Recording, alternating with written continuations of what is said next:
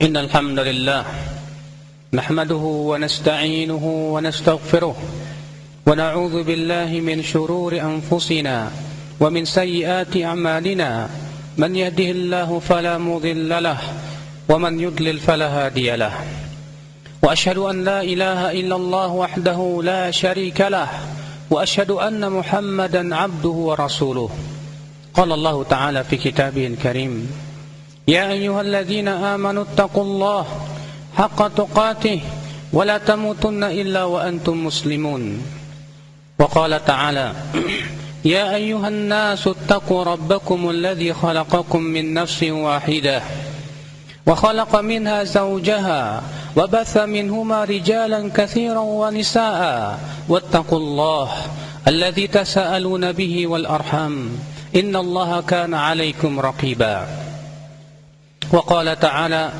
يا أيها الذين آمنوا اتقوا الله وقولوا قولا سديدا يصلح لكم أعمالكم ويغفر لكم ذنوبكم ومن يطع الله ورسوله فقد فاز فوزا عظيما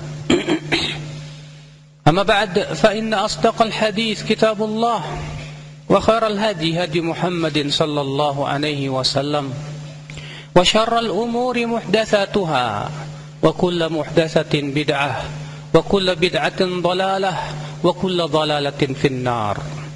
أمة الإسلام, Allah subhanahu wa ta'ala memberikan kepada kaum mukminin berbagai macam ujian untuk semakin menyaring keimanan, untuk semakin memurnikan keimanan kepada Allah Rabbul Izzati wal Jalalah. Bagaikan emas, apabila ia dimasukkan ke dalam api dan disaring akan semakin terlihat ia kemurniannya. Umat al-Islam, Allah Ta'ala berfirman Alif Lam Mim Ahasiban nasu an yutraku an yaqulu amanna wahum la yuftanun. Apakah manusia mengira akan dibiarkan untuk berkata kami beriman sementara ia tidak diuji? Tidak mungkin. Orang yang menyatakan dirinya saya beriman kepada Engkau ya Allah pasti diuji oleh Allah subhanahu wa ta'ala. Ujian itu ya akhal Islam terkadang dengan perintah, ujian itu terkadang dengan larangan, dan ujian itu terkadang dengan musibah. Di antaranya Allah Ta'ala berfirman ya ayyuhalladzina amanu la yabluwannakumullah bisyai'in minas saydi tanaluhu aydikum wa rimahukum liya'lamallahu man yakhafuhu bil ghaib faman i'tada ba'da dhalika falahu 'adzabun alim. Hai orang-orang yang beriman, sungguh Allah pasti akan menguji kalian di saat ihram dengan hewan-hewan buruan yang mudah ditangkap oleh tangan-tangan kalian dan tombak-tombak kalian, agar Allah mengetahui siapa di antara kalian yang takut kepada Allah bil ghaib di saat dia sendirian. Maka barang siapa yang melampaui batas, bagi dia adab yang pedih. Perhatikanlah dan renungkan ayat ini ya akhwal Islam. Dahulu Allah menguji para sahabat dan Rasulullah ketika mereka berihram dengan dijadikan binatang-binatang buruan itu mendekat, bahkan mudah ditangkap dengan tangan, mudah ditombak oleh tombaknya. Subhanallah, ini ujian yang Allah berikan kepada para sahabat Rasulullah sallallahu alaihi wasallam. Maka kemudian Allah mengatakan liya'lamallahu man yakhafuhu bil ghaib, agar Allah mengetahui siapa yang takut kepada Allah di saat dia sendirian. Di zaman ini akhal Islam, kita lihat maksiat-maksiat itu sangat mudah untuk kita lakukan. Dengan berbagai macam kecanggihan teknologi, internet sangat mudah dibuka. Smartphone yang kita pegang, HP-HP yang kita miliki, yang di situ kita bisa membuka alam sana. Kita bisa melihat hal-hal yang kita lihat sesuatu yang sangat mengerikan. Di sana banyak sekali ya akhal Islam yang sangat menyimpang daripada syariat Allah Rabbul Izzati wal Jalalah. Mudah dan sangat mudah di zaman ini untuk berbuat maksiat kepada Allah Subhanahu wa taala tanpa harus bersusah payah. Kalau mungkin di zaman-zaman dahulu ketika tidak ada smartphone, tidak ada gadget, hanya HP-HP yang tidak bisa membuka internet, sulit sekali seseorang untuk membuka maksiat-maksiat kepada Allah. Tapi di zaman sekarang ternyata sangat mudah dan tanpa susah payah. Mengingatkan kita kepada ayat ini, di mana Allah Ta'ala mengatakan, hai orang-orang yang beriman, Allah pasti akan menguji kalian dengan hewan buruan yang sangat mudah untuk ditangkap oleh tangan-tangan kalian, untuk ditangkap oleh tombak-tombak kalian. Maka Allah pun berkata kepada kita, dan ayat ini ya akhal Islam, walaupun sebabnya tentang ihram dan hewan buruan, tapi maknanya sangat luas, mencakup semua maksiat yang Allah mudahkan kepada kita untuk kita menghasilkannya. Kemudian Allah mengatakan, liya'lamallah man yakhafuhu bil ghaib, agar Allah mengetahui siapa yang takut kepada Allah bil ghaib, di saat dia gaib, di saat dia sendirian. Mungkin ketika kita di hadapan manusia kita malu, tapi ketika kita sendirian di kamar kita, tidak ada manusia yang melihat kita, kita pun tidak takut kepada Allah.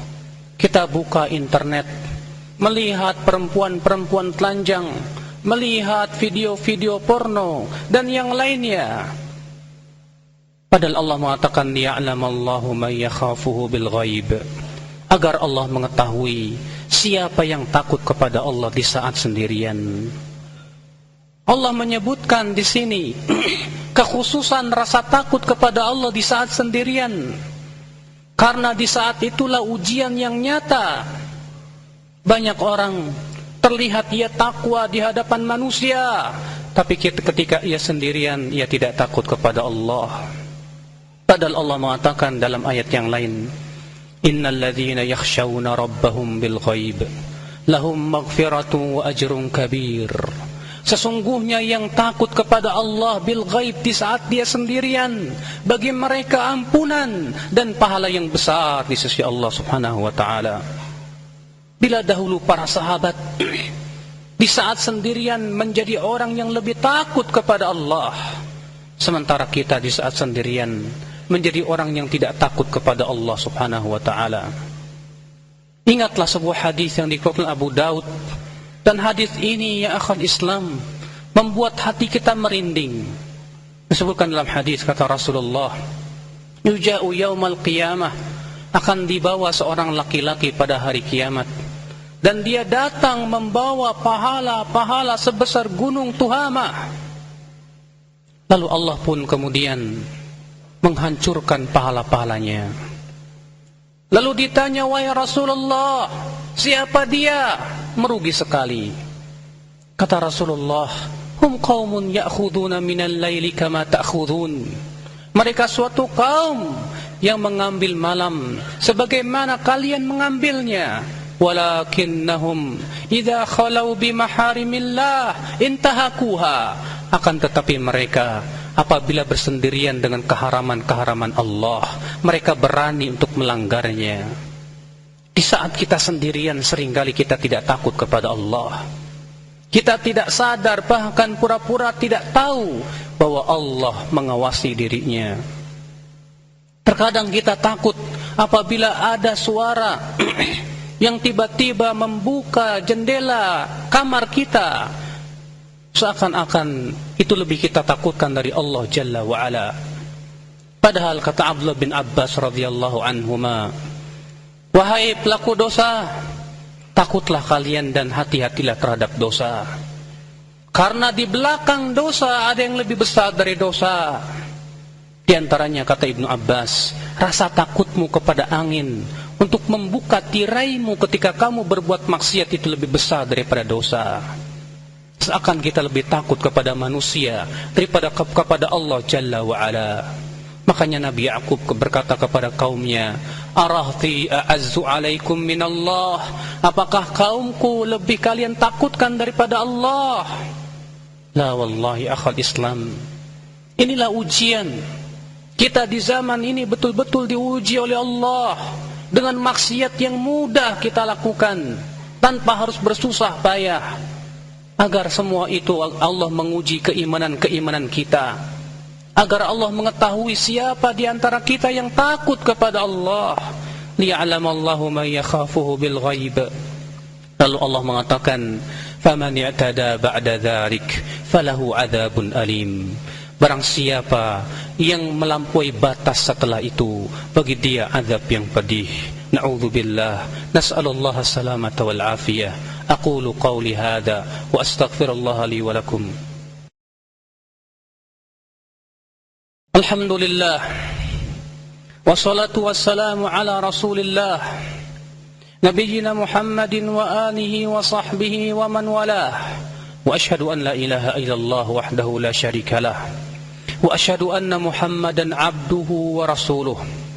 Ummatul Islam, perbuatan maksiat yang kita lakukan dengan begitu mudahnya, di saat kita menahannya, ternyata pahalanya jauh lebih besar dengan dibandingkan dengan perbuatan maksiat yang sulit untuk kita raih.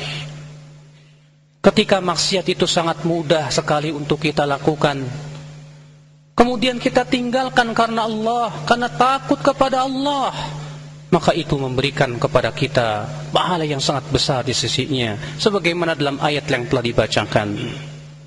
Dan ingatlah ya akhal Islam, kita sekarang sudah masuk bulan Muharram, bulan yang diharamkan oleh Allah, di mana perbuatan dosa di bulan haram dilipat gandakan oleh Allah Jalla wa'ala. Allah subhanahu wa ta'ala berfirman, Inna iddatash syuhuri indallahi 12 syahran fi kitabillah yawma khalaqas samawati wal arda minha arba'atun hurum dzalika ad-dinul qayyim fala tadhlimu fihinna anfusakum. Sesungguhnya jumlah bulan di hari Allah menciptakan langit dan bumi itu 12 bulan, di antaranya 4 bulan yang haram, itu bulan Dzulqa'dah, Dzulhijjah, Muharram dan Rajab. Itulah agama Allah yang lurus, kata Allah. Maka jangan kalian berbuat zalim di bulan-bulan itu. Kenapa? Padahal berbuat zalim dilarang di setiap waktu, di waktu kapan saja. Tapi Allah mengatakan jangan berbuat zalim di bulan-bulan itu. Ini menunjukkan perbuatan dosa di bulan itu dilipat gandakan oleh Allah Jalla wa'ala. Maka di bulan-bulan seperti ini ya akhal Islam, semakin kita takut kepada Allah, menambah rasa takut kita kepada Allah. Namun terkadang Allah uji kita.